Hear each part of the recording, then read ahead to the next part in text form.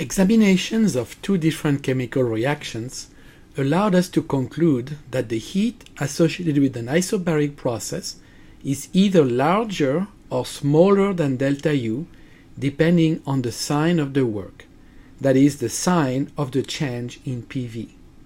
Since for isobaric processes, the work is equal to minus P times delta V. This observation suggests that to learn about the heat in isobaric processes, we should combine the internal energy U and the two state variables P and V to create a new thermodynamic function, which we are going to call the enthalpy and denote by the symbol H. Accordingly, we define the enthalpy H as U plus PV. Let us use the first law of thermodynamics and see that indeed, for isobaric processes, the change in H relates to the heat.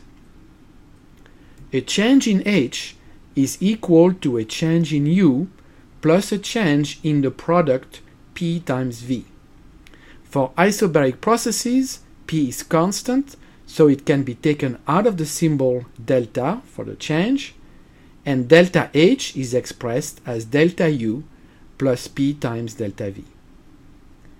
We then use the first law to express delta U as Q plus W.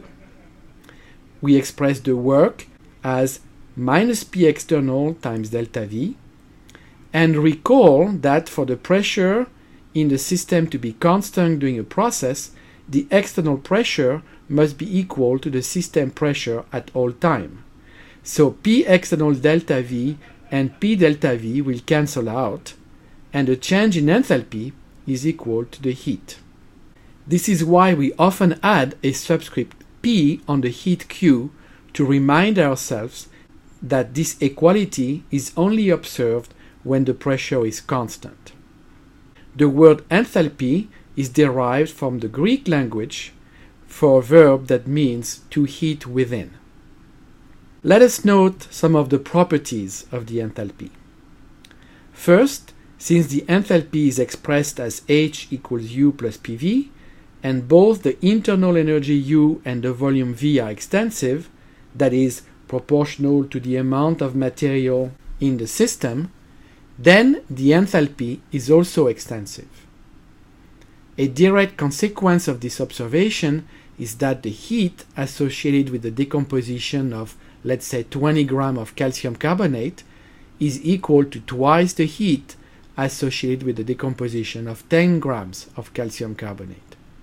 Second, since the enthalpy is expressed as H equals U plus PV, and U, P, and V are all state functions, then H is also a state function. And the change in H is independent of the path chosen between the initial and the final state of the process. Finally, since delta H is equal to Q sub P, then delta H will be positive for all isobaric endothermic processes and negative for all isobaric exothermic processes.